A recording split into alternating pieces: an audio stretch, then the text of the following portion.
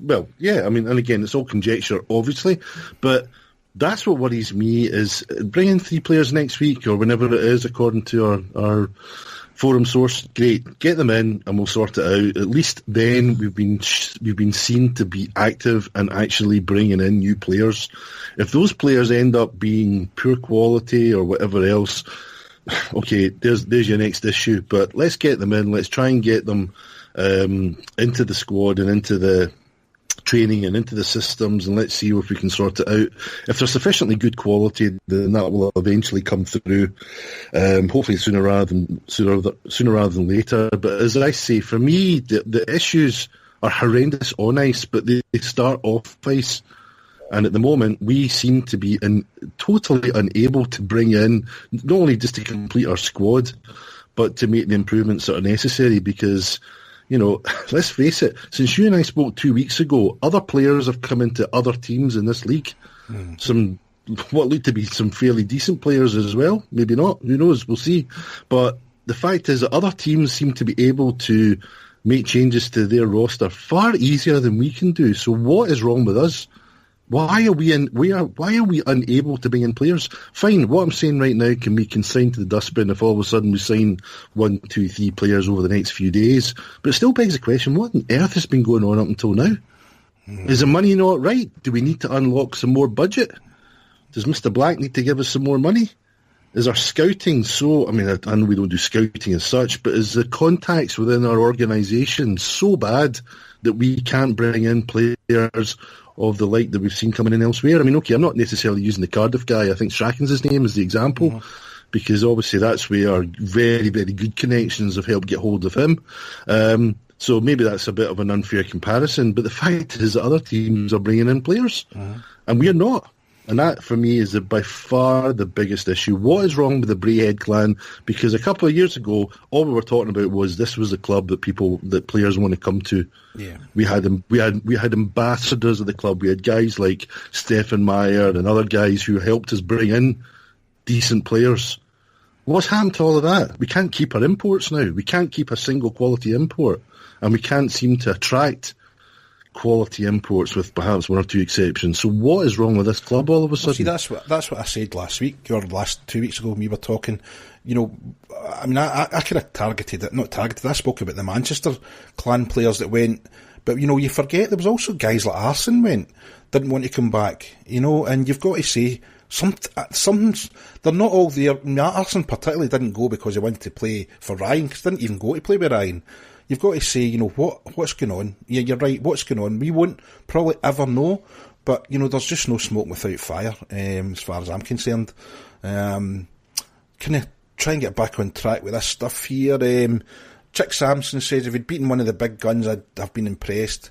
He says he can't get behind this squad at all, but he likes Doughty. Everybody likes Doughty because he was fighting. Stu Lou. Exactly. Yeah, he says they're certainly an improvement, but still gifting silly goals. That's always been true this year. Are we ever going to complete our roster? Who knows? Good energy, but fragile in defence. I think, you know, we said that. They came out of the blocks on Saturday night. Batoni starting to look good. Couple of goals, we mentioned that. He loved how Shattuck broke up the play and won the puck. Something we really need, you know, some two-way forwards. Burt was overall better, but not fixed. Scott Devon can't say over one game.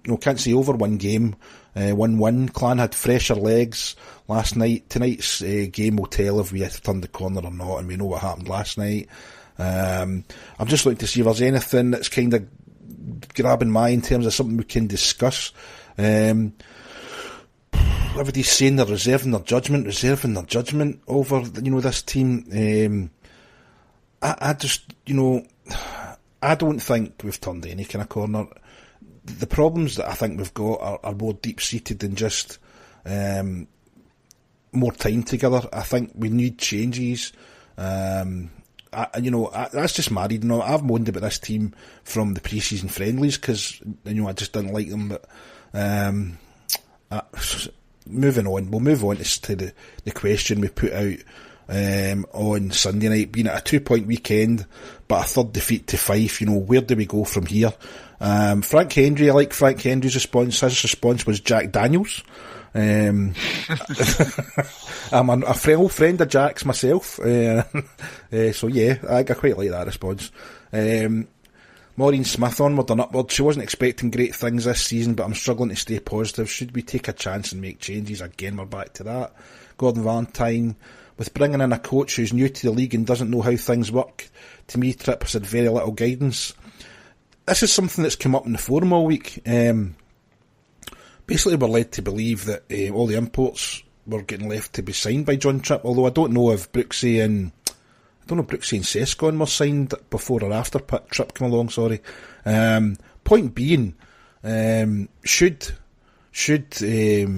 Gareth have intervened, Stephen, and thought, time's marching on, should we maybe not, bring a few guys in, that are going to be quality guys? Is it not that easy? I mean, the point being, should the director of hockey operations started recruiting a team earlier than he did, because we did have a late coach coming in?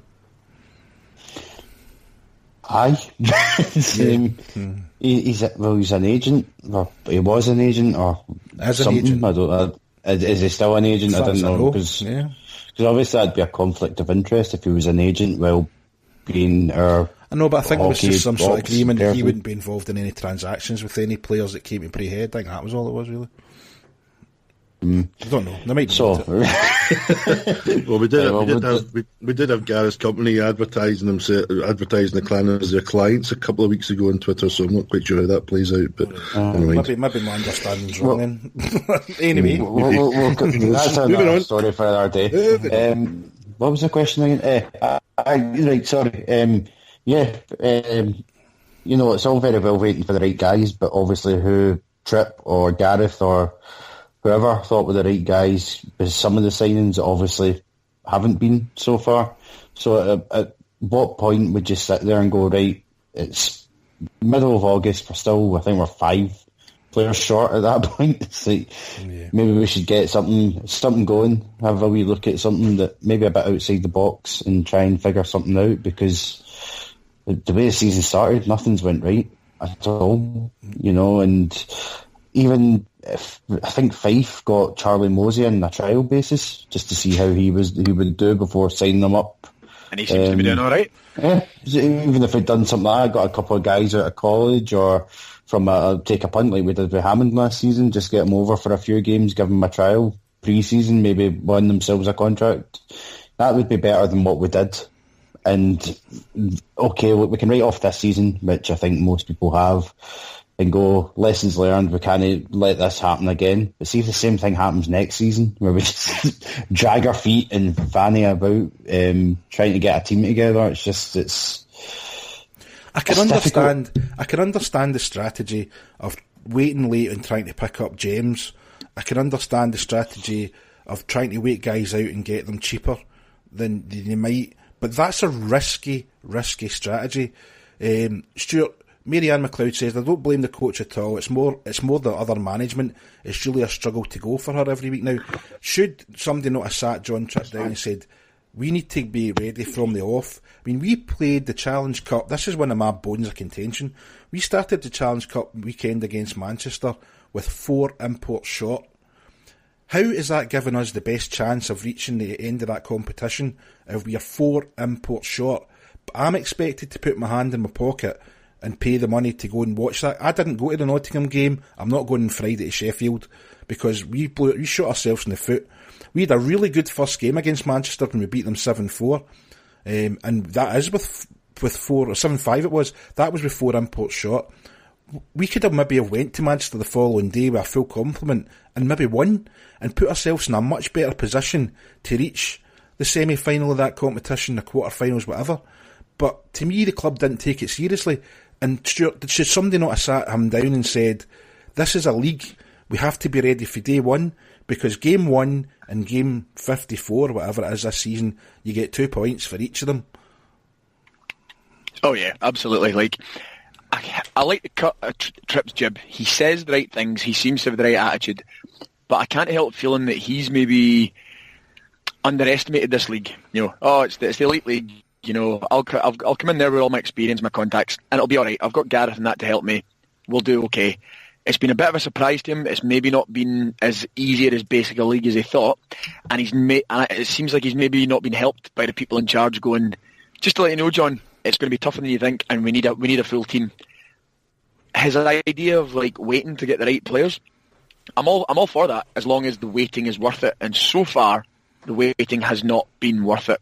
That's my main bone of contention with it, is that whilst we've got some good players with good potential in there, none of them are living up to what you'd hope they would from what we've been told about them. No.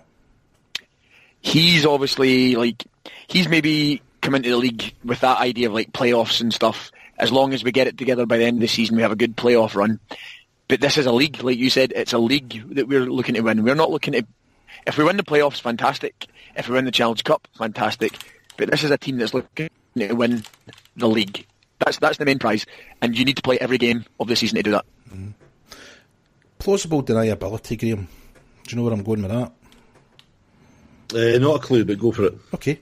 Let's just say you're the GM, oblique hockey director, and you let the coach sign all the players. It goes tits up. It's not your responsibility, is it? Yeah, well, you see, this is... I now see where you're going with this. Uh-huh. You're taking me down a road that I've been down before. No, but I'm just saying, right. is that a reasonable... I don't want to do it because then if I do it, I'll get the blame if it goes wrong. If you're hockey operations director, then in fairness to Gareth, probably that's all right. But it harks back to what I've been saying now for years, and I've got into a bit of bother for it in the past. We don't have a GM. We don't have a GM, and that is killing this club. Do you not think most people look at Gareth as a GM, though? I mean, I know he's not got the title. He's not. But I get... I mean... I'm trying very hard not to be critical of individuals, and believe it or not, what I'm trying to say here is actually in a little bit of defence of Gareth. He's not a GM. And okay, when things are going okay, and he can, be quoted in the Evening Times as the clan chief. But when things aren't okay and we don't hear from him, when you're hockey operations director, that's fine. If he was a GM, if he was the clan chief, if that's what the GM title is going to be, then you should be front and centre. You should be front and centre. You should be talking to the fans, and you should be, trying to give the fans some assurance that things are being turned around. I mean, I know Gareth occasionally comes out with the odd blog and what have you, but I mean somebody who's front and centre, video interviews, the whole lot. So as I say, in Gareth's defence, he's not our GM, so therefore it's probably very unrealistic to expect that of him. So, yeah, as I say, if we had a GM in every sense of the word, then I think we probably would be in a better state of affairs than we are right now. The problem is we don't have one. So we've got a hockey operations director doing whatever hockey operations director does. The recruitment seems to... And the point that you were making, the recruitment, certainly for the imports, has seemed to have been squarely handed to our year one coach, with all the fraught risks that can come with that, especially when you've not been able to retain any of your imports from last season. And maybe not a lot of experience of negotiating contracts for that side, if that's exactly. Well, again, I mean... No, in fairness to Gareth, you would say, because he was interviewed and he said, he actually said, I have a lot more involvement with the player contract side of things now. I think he was alluding to the fact that Finner did a lot of that stuff in days gone by. So, and I'm only paraphrasing from an interview that happened a few months ago. So, yeah, at the end of the day, plausible deniability, yeah. I would kind of jump to Gareth's defence, and he's a hockey operations director. He's doing whatever he's been paid to do by Neil Black, and that's fine. The problem is we don't have anybody leading this club. We don't have a GM. We don't have somebody who can go to Neil Black and say, Neil, we need more budget, or we need this to be sorted, and we need that to be sorted.